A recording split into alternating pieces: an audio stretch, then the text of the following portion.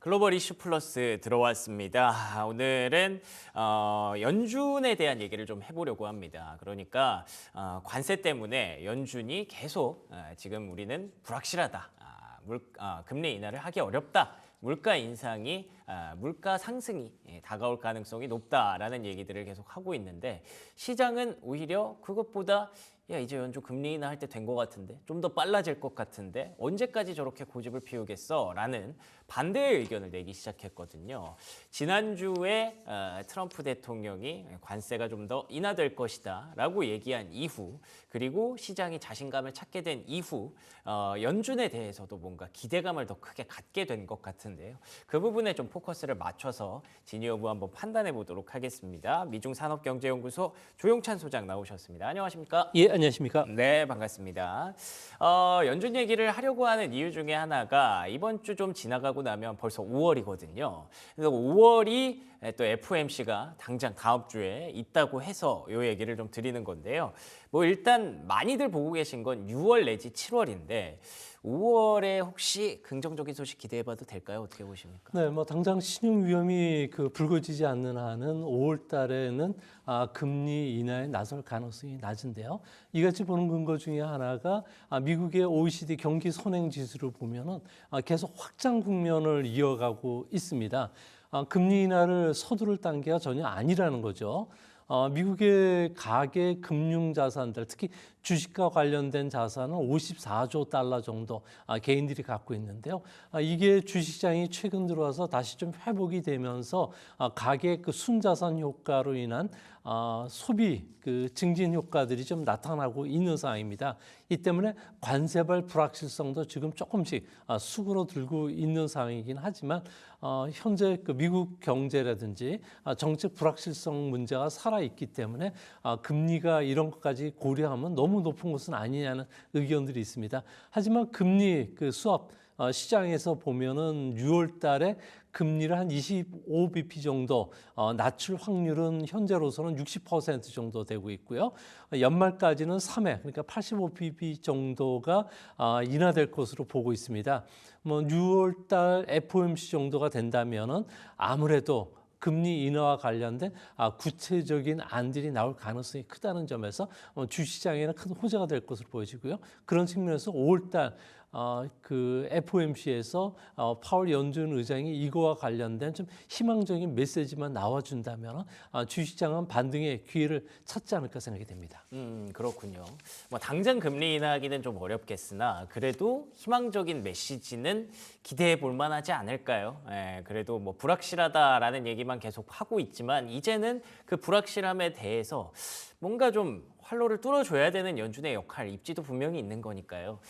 이번에는 그 이후에 파월 의장의 발언들에 좀 주목해 보시면 좋을 것 같습니다. 저희가 그래도 이렇게 조금 기대를 하는 배경 중에 하나가 사실 미국이 뭐 경기가 안 좋아질 것이다, 부러질 것이다, 관세 때문에 힘들 것이다 말은 많은데 막상 데이터를 보면 소비가 굉장히 좀 괜찮다고 들었어요. 어떤 상황인가요? 네, 미국의 가계 그 순자산이죠. 그러니까 자산에서 부채를 뺀 규모가 무려 154조 달러 정도가 됩니다. 이 중에 주식이나 부동산과 관련된 부분이 한 54조 달러 정도가 되는데 이게 과거 최고 수준입니다. 이 때문에 특히 그 가계가 갖고 있는 그 주식과 관련된 자산 중에 상위 그 소득층 20%가 전체 86%를 차지하는데요. 이 때문에 주시장이 뭐 10% 이하로 꺾이지 않는 이상에는 소비가 계속 자극이 될 수밖에 없고 이런 흐름은 앞으로도 진행이 되는데 고소득층들일수록 부동산이 중요한 게 아니라 주식시장이 중요하기 때문에 주식 자산의 집중도가 워낙 강합니다. 이 때문에 앞으로 주식이 1%만 상승한다면 개인 소비는 0.08% 정도가 계속 올라갈 수 있는 상황이 되는데요. 이 때문에 앞으로 트리플 약세가 조금 계속 진행이 된다면은 완화가 된다면은 주시장의 반등, 가계의 가처분 소득이 증가하면서 주식시장 같은 경우 그 상승이 개인 소비로 이어질 수 있다는 거죠. 이 때문에 관세 부과로 인해서 제품 가격이 어느 정도 올라가고 서비스 가격이 올라가더라도 실질 소비 수준은 떨어지지 않고 계속 이어질 수 있다는 점에서 미국의 경기 확장 국면도 계속 이어질 수밖에 없지 않나 이렇게 보여집니다. 아, 맞습니다. 듣고 나니까 저도 마찬가지거든요. 주식이 좀 올라서 이걸로 뭔가를 소비를 좀 하고 싶었는데 그거를 이제 막혀버렸어요. 이번 올해 들어와서 주식이 계속 빠지니까 돈 뭐 꺼내서 쓰기도 좀 그렇고 뭐 어차피 나중에 다시 부을 건데 지금 팔아도 되지 않을까 하기에는 너무 아깝게 느껴지더라고요. 그래서 결국 미국인들의 주력 뭐 저축이라든지 이런 것들이 다 주식에 많이 들어가 있기 때문에 주가가 지금부터 이제 안정세를 찾고 다시 올라가 주면 미국의 소비도 자연스럽게 나아질 것이다라는 반론 충분히 설득력 있게 좀 들리네요. 그래도 좀 금리 인하에 대한 기대감은 뭐 앞으로도 계속 얘기를 하게 될 것 같고 뭐 6월이냐 7월이냐 이런 논란도 좀 있기 때문에 혹시 그 소장님께서 보고 계시는 어떤 그 피봇이 나오는 매개체 어떤 게 필요할까요? 네, 미국의 그 금리 인하로 돌아서는 시점을 보면은 항상 신용시장의 경색 현상이 일어났을 때 이런 게 단행이 되는데요. 현재 그 신용 등급이 낮은 하이힐드 채권의 스프레이드라든지 또 투자 등급이 그 낮은 기업 대출 레버리징 가격의 움직임을 보면은 약간 그 불안한 상태를 유지하고 있습니다. 만약에 예상치 못했던 쇼크들이 좀 여기서 찾아왔을 경우, 그러니까 중국과의 무역 전쟁이 조금 더 깊어졌을 경우 기업의 자금 조달 환경이 좀 더 악화되는데 현재 가장 그 유력한 설은 아무래도 미국의 그 소매 업체들 같은 경우에는 중국산 제품을 중심으로 해서 재고가 앞으로 2, 3개월 정도밖에 남아있지는 않다고 합니다. 이렇게 됐을 경우에 미국 경제 소비를 위축시킬 수가 있기 때문에 늦어도 6월 달에는 금리를 좀 낮춰줘야지만 미국의 그 소비 이라든지 개인들의 부담을 줄일 수가 있기 때문에 그렇게 됐을 경우에 연준이 선제적으로 6월 달에는 금리 인하를 단행할 가능성이 높지 않나 보여집니다. 그런 측면에서 보면 미국 경기라든지 신용 흐름을 잘 지켜보신다면 FRB가 확실히 금리 인하를 올해 3번 정도는 더 할 수 있지 않나 이렇게 생각이 됩니다. 그렇군요. 결국에는 우리가 많이 보고 있는 그 6월이 좀 맞을 것 같습니다. 시장 일각에서 요즘 뭐 7월 얘기도 나와서 약간 좀 불안했는데 왜냐하면 6월이나 7월이나 뭐 크게 다르진 않을 수도 있지만 올해 연내 금리 인하는 횟수가 좀 달라질 수 있는 거잖아요. 그래서 상반기에 한 번은 좀 더 해주고 그리고 하반기를 맞이하길 바랐는데 소장님 역시나 6월 정도면 충분히 기대해 볼 만하다. 그리고 연내에 금리 인하 3번까지 우리가 보고 있는 전망치가 크게 달라지진 않을 것이다 라고 보고 계신 것 같습니다. 그러면 이제 당장 뭐 며칠 후면은 6월이 머지 않았기 때문에 그래서 그런지 최근에 뭐 금리라든지 이런 부분들이 막 고점으로 치닫다가 다시 내려오고 있는 상황인 것 같긴 해요. 특히나 지난주에 그런 모습들을 저희가 한 번 더 봤고 그러면은 이게 결국 아까 말씀하셨던 트리플 약세의 완화 결국 주식시장의 반등 이렇게 이어질 수 있는 거 아니겠습니까? 네, 지금 가장 그 주시장에서는 핫한 이슈는 아무래도 밸류에이션 조정이 일어나면서 미국 증시의 주가 수익 비율을 봤을 경우에 투자할 수 있는 매력이 좀 그 생기는 그런 단계에 들어갔다고 합니다. 그 이전만 하더라도 미국의 일강 시대가 끝나면서 유럽이라든지 일본, 신흥국 증시로 자금이 이동하는 것은 아니냐는 그런 우려감이 있었지만 미국 증시의 우월성은 여전히 무너지지 않는 상태인데요. 글로벌 투자가들이 가장 중요한 것은 미국 주식시장의 ROE, 그러니까 기업이 벌어들일 수 있는 힘을 나타내는 지표들이 여전히 강력하다는 겁니다. 이 때문에 높은 수익성을 근간으로 해서 그 PBR, 그러니까 순자산으로 본 투자 척도를 보더라도 좀 높다고 하더라도 기업들이 적당한 투자를 할 수 있는 시점인 것으로 보여지는데요. 이 때문에 미국 증시가 조금 높은 ROE를 계속 유지시키주는 한 아무래도 미국 증시와 관련된 투자 흐름이 계속 진행될 수밖에 없기 때문에 이번 그 조정 기간 동안에 미국 증시에 대한 투자를 조금씩 늘려보는 것도 좀 좋지 않나 보여지고요. 앞으로도 계속 미국 증시는 다른 증시보다도 매력적인 투자 대상처가 되지 않을까 생각이 됩니다. 맞습니다. 저희가 물론 그거를 한 최근 2, 3년 동안 너무나도 잘 알게 됐고 피부로 많이 느끼고 있었죠. 미국은 망하지 않는다. 혹은 나스닥은 뭐 신이다. 뭐 이런 얘기도 저희가 밈처럼 많이 썼었는데 그게 갑자기 최근 한 6개월 들어서 많이 흔들렸습니다. 진짜 이러면 미국도 위기가 오는 건가? 정말 뭐 일각에서는 미국이 진짜 망하면 어떡하지? 라는 생각까지 했었는데 그게 아니라는 걸 다시 한번 지난주부터 조금씩 시장이 알려주고 있는 것 같고요. 소장님께서도 조금 더 이렇게 근거를 받쳐주셨으니까 여러분들 계속 이렇게 조정 시에는 매수하는 전략이 틀리지 않았다는 걸 앞으로도 입증해 나가지 않을까 싶습니다. 근데 저희가 트리플 약세 얘기를 하고 있는데 그 트리플 약세라는 게 뭐 금리와 주식의 약세도 있습니다만 달러의 약세도 포함이 되는 거지 않습니까? 근데 이 달러와 관련해서는 최근에 중국이라든지 일본이라든지 심지어 우리나라와도 그 환율 얘기를 계속 미국이 협상 과정에서 테이블에 올리고 있다고 들었어요. 뭔가 분명히 좀 의도가 있어 보여요. 네, 이번 그 무역 협의와 관련해서는 우리나라 그리고 그 일본 그리고 중국과 관련해서는 항상 그 상무부 장관을 중심으로 하는 게 아니라 재무부 장관도 같이 와서 2+2 회담을 좀 진행하고 있는데요.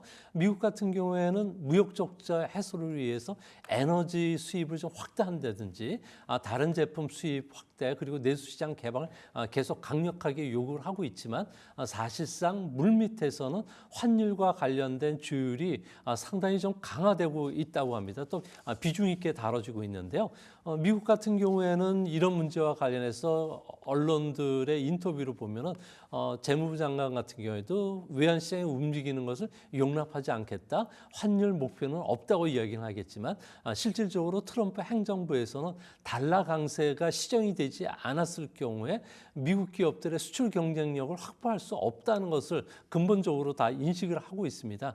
이 때문에 제일 먼저 일본의 재무부 장관을 불러서 무역 협의를 가진 다음에 달러 약세 유도 정책의 협력을 강하게 요구를 했고요. 이번 주에 다시 또 재무장관하고 상무장관이 간에 그 일본과 무역 협의를 시작하는데 여기에서도 환율 문제가 주요 이슈가 될 가능성이 높다고 합니다. 뭐 중국에 대해서도 145% 관세를 무기로 해서 그 달러 약세 그리고 위안화 강세를 계속 요구를 하고 있는데 이 문제와 관련해서는 아무래도 중국과는 좀 협의의 난항을 겪는 만큼 우리나라를 비롯해서 이후에 좀 더 외환 시장과 관련된 부분에 양보를 해달라고 요구를 할 가능성이 현재로서는 상당히 높다고 합니다. 그렇군요. 그러면은 결국에는 다른 나라들이 자기 통화를 계속 약세로 만들지 못하게 그리고 미국은 달러가 조금 더 약해지기를 바라는 것 같은데 이걸 두고 제2의 플라자 합의다라는 얘기가 좀 나오고 있더라고요. 그 목적이 정확히 어디에 있을까요? 네, 제2의 그 프라자 합의 그리고 마라라고 합의로 표현이 되고 있는데요. 아무래도 무역 적자를 줄이기 위해서는 상호 관세를 지금 밀어붙이고는 있겠지만 이렇게 됐을 경우에는 고물가라든지 경기 수축 현상이 이제 빨리 찾아오고 트리플 약세가 다시 재현이 될 수가 있기 때문에 금융시장에서는 최대 악재가 될 가능성이 큽니다. 이 때문에 합의를 요구하는 것은 달러를 서서히 절하시켰을 경우에는 단기간 고물가에서 피해갈 수도 있고요. 수출 경쟁력 확대를 통해서 경기 부양이라든지 무역 적자를 줄일 수 있는 두 마리 토끼를 잡을 수가 있기 때문에 그렇다고 합니다. 이 때문에 과거 G7이 협조해서 프라자 합의를 했을 경우에는 세계가 공동으로 해서 공조 개입을 했지만 이제 앞으로 미를 중심으로 해서 외환시장에 서로 개입을 하고 달러 매도, 엔 매수 쪽에 그 시장 개입이 잦아질 것으로 보여지고요.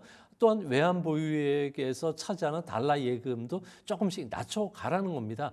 이 이야기는 세계 기축 통화다 보니까 무역 결제뿐만 아니라 외환 거래 그리고 투자 통화의 매력이 있기 때문에 달러 예금이 계속 많은데 이것은 줄여달라고 미국 쪽이 요구한 것으로 보여지고요. 단기 국채를 매각하는 대신 장기 국채를 매수한다면 미국의 통화 정책의 유연성을 더 높일 수가 있기 때문에 이런 정책을 요구를 한다고 합니다. 만약에 그 각국이 공이 그 달러와 관련돼서 약세를 주도하기 위해서 일본은행 그리고 우리나라 그 중앙은행 그리고 그 인민은행이 금리를 높였을 경우에는 아무래도 달러화가 폭락할 가능성이 크고요. 앵커리 트레이드가 청산될 수가 있기 때문에 이런 급격한 정책은 좀 쓰지는 않을 것으로 보여집니다. 이제 문제는 우리 입장에서는 달러 약세에 안이하게 대응을 했을 경우에는 우리 경제에도 상당한 타격을 줄 가능성이 큰데요. 원 달러 환율이 150원까지 절상이 됐을 경우에는 우리나라 GDP는 한 1%포인트 정도 하락할 위험이 있다고 합니다. 우리 입장에서는 관세를 낮추고 그리고 또 그러기 위해서는 원화를 절상을 유도를 하겠지만 원화 절상을 유도했을 경우에 우리나라 경제 수출 경쟁력이 급속히 위축이 될 가능성이 크기 때문에 우리 입장에서는 조심스럽게 접근해 줘야 되지 않나 생각이 듭니다. 그렇군요. 그러니까 트럼프 대통령이 약달러를 원하는 배경은 어떻게 보면 굉장히 명백합니다. 미국이 다른 나라들과 무역을 많이 하면서 무역 적자가 많이 늘어난 부분을 지금 계속 지적을 하고 있잖아요. 그걸 해소하려고 다른 나라의 관세도 매겨서 무역 전쟁도 하고, 그리고 또 이제 우리나라 같은 경우에 강달러일 때 수출 기업들이 훨씬 더 좋거든요. 비싼 달러로 돈을 벌어서 원화로 바꾸면 훨씬 더 이득이 많이 되니까. 근데 그런 부분들이 이제 보고 싶지가 않은 거죠. 미국 입장에서는. 그래서 약달러로 좀 맞춰가려고 하는데, 약달러는 곧 미국의 경기가 좀 둔화되고 금리도 떨어지고 이런 부분들을 동반할 수밖에 없기 때문에 이 속도의 문제가 좀 생깁니다. 속도가 급격하게 나타나면 그러면 미국 경기도 너무 불안해질 수 있고 시장에서 조금 걱정을 할 수 있다는 거죠. 그래서 그 부분을 잘 맞춰가려는 지금 노력들이 트럼프 정부에게 가장 중요한 과제인 것 같고요. 우리나라도 이런 부분들을 잘 파악하고 있다면 이에 따라서 여러 가지 대응책을 미리미리 잘 만들어 놔야겠다는 생각이 드는데, 그래서 이번에 그 한미 관세 협정이 굉장히 중요하지 않습니까? 여기서 우리나라가 좀 가져와야 되는 그런 부분들, 뭔가 좀 성과로 만들 수 있는 부분들 뭐가 있을까요? 네, 아무래도 상호 관세율을 좀 최소 10%까지는 좀 떨어뜨려야지 되지 않나 보여지는데요. 우리가 25% 상하 관세를 부과받으면은 미국에 들어가는 우리나라 수출 제품들 같은 경우는 319억 달러 정도 관세를 붙게 됩니다. 10% 정도 떨어지면은 무려 214억 달러 정도가 줄어들게 되게 되는데요. 아무래도 이것보다도 더 중요한 게 우리나라 같은 경우는 자동차 관련 수출이 무려 448억 달러 정도가 됩니다. 여기에는 25% 관세를 붙기 때문에 가장 중요한 것은 자동차의 관세율을 얼마나 낮추느냐가 중요한 것이 되지 않을까 보여집니다. 현대차 그룹 같은 경우에는 작년에 세전 순이익이 15조 달러 정도가 됐는데요.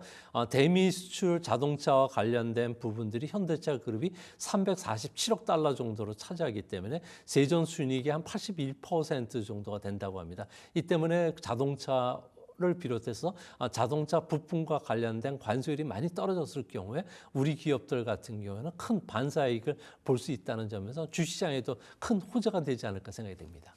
좋습니다. 결국에는 우리가 가장 원하는 건 일단 상호 관세율 25%로 부과된 부분들을 한 10%대까지 좀 내릴 수 있기를 목표로 하고 있는 것 같고요. 그리고 계속 보도가 나옵니다. 자동차 이쪽에 대해서는 조금 더 뭔가 서로 양보할 수 있는 카드가 있으면 좋겠다라고 생각해서 뭐 조선 얘기도 나오고 LNG 얘기도 나오고 계속 딜을 하고 있는 것 같은데, 7월까지 좀 길어진다고 하니까요. 그때까지 차근차근 우리 대표단이 성과를 만들어낼 수 있기를 기대해 보겠습니다. 지금까지 미중산업경제연구소 조용찬 소장과 얘기 나눠봤습니다. 오늘도 좋은 말씀 고맙습니다.